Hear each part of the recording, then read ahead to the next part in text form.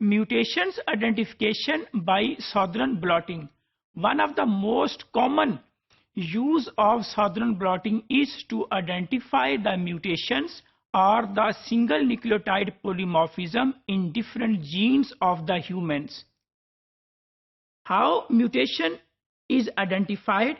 The presence of a mutation affecting a restriction enzyme site causes the pattern of bands to differ from a normal gene.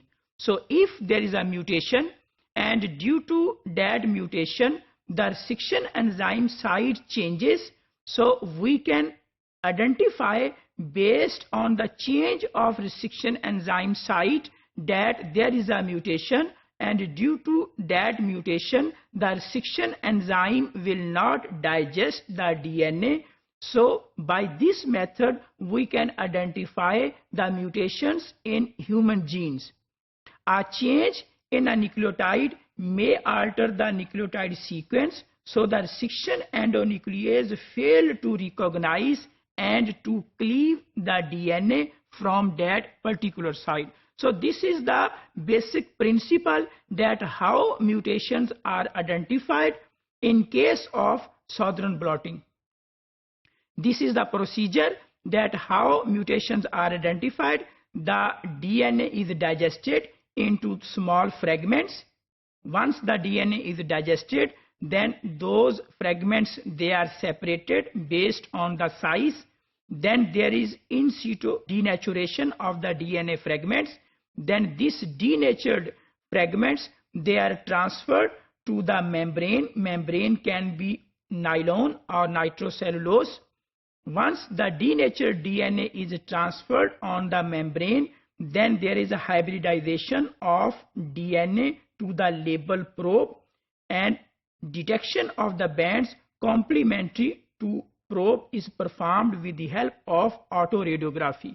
So this is a procedure that how mutations are identified, because due to change in the DNA sequence, and if that change is particularly at the site where there is the recognition sequence of particular restriction enzymes, if there is any change in that recognition sequence, so with the help of restriction enzymes we can check whether there is any mutation or the sequence of the gene is normal.